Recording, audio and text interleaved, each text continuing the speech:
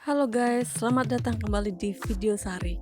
Kali ini Sari membuatkan video tentang alur persidangan perkara pidana ya. Di video Sari yang lain, Sari telah membahas mengenai alur persidangan perdata. Kalian bisa langsung klik videonya untuk mengetahui bagaimana sih tentang tata cara proses persidangan perdata. Oke, di video kali ini bagi kamu yang sedang bertanya-tanya dan ingin tahu proses persidangan pidana, simak terus ya video Sari sampai selesai karena ada perbedaan antara alur persidangan perkara perdata dan alur persidangan perkara pidana. Oke guys, jika memang channel ini bermanfaat, klik like dan subscribe ya. Dan jika ada pertanyaan atau ingin menambahkan materi, silahkan komen ya. Tahap pertama dalam persidangan pidana adalah pembacaan surat dakwaan. Surat dakwaan ini yang membuat adalah jaksa penuntut umum ya. Untuk surat dakwaan ini ada beberapa bentuk ya guys. Di antaranya yaitu dakwaan alternatif, dakwaan tunggal, dakwaan kumulatif, dakwaan subsidiar. Seperti itu.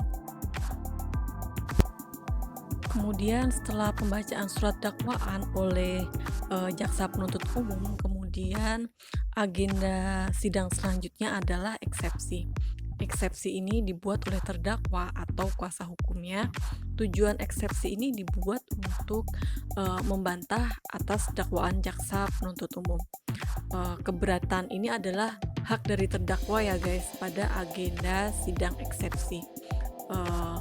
Terdakwa dapat mengajukan eksepsi diantaranya yaitu eksepsi mengenai dakwaan batal demi hukum. Salah satu sebabnya dikarenakan dakwaan bisa jadi tidak jelas karena penyusunan yang tidak lengkap, tidak cermat, tidak jelas mengenai kronologis tindak pidana yang didakwaan. Kemudian bisa jadi eksepsi mengenai nebis in idem dikarenakan tindak pidana yang sama pernah diputus dan sudah berkekuatan hukum tetap.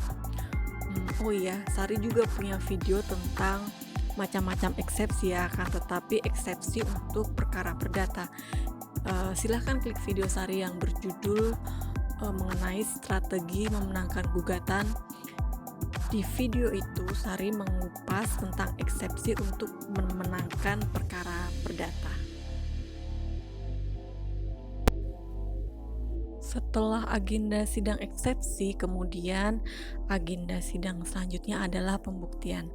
Dalam pembuktian dikenal alat bukti yang sah menurut ketentuan Kitab Undang-Undang Hukum Acara Pidana, yaitu keterangan saksi.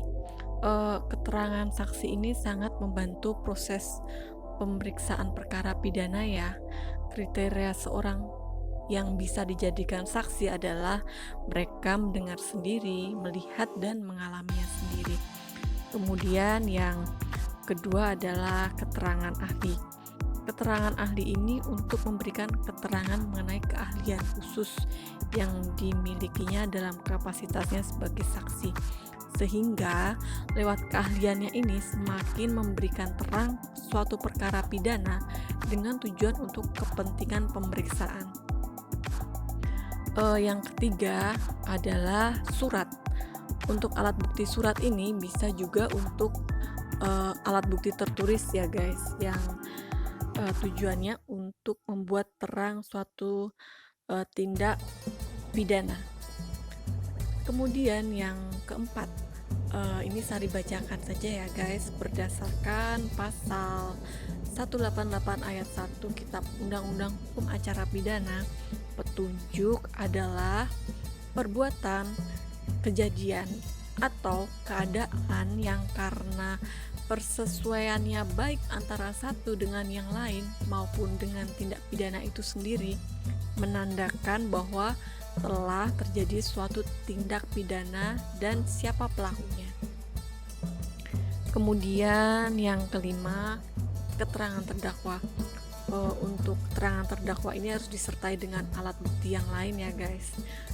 Keterangan terdakwa ini sendiri berdasarkan pasal 189 ayat 1 Kitab Undang-Undang Hukum Acara Pidana menentukan keterangan terdakwa ialah apa yang terdakwa nyatakan di sidang pengadilan tentang perbuatan yang dilakukan atau ia ketahui sendiri atau alami sendiri. Setelah agenda pembuktian yang sudah Sari terangkan, proses selanjutnya adalah tuntutan yang dibuat oleh jaksa penuntut umum ya guys. Jadi ini bagiannya yang membuat adalah jaksa penuntut umum mengenai tuntutan kepada terdakwa.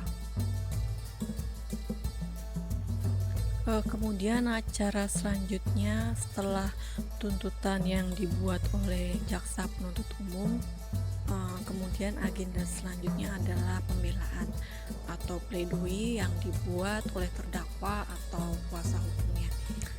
Kalau Sari membuat pembelaan ini biasanya detail ya guys, mengenai kronologis peristiwa yang sebenarnya didasarkan pada alat bukti, juga peraturan perundang-undangan yang berhubungan dengan tindak perkara pidana.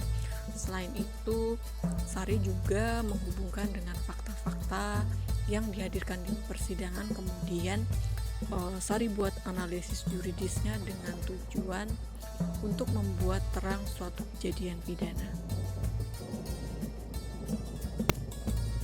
Setelah pembelaan terdakwa, kemudian agenda selanjutnya adalah replik. Pada agenda replik ini merupakan agenda di mana jaksa penuntut umum membantah atau menyanggah pembelaan dari terdakwa atau kuasa hukumnya.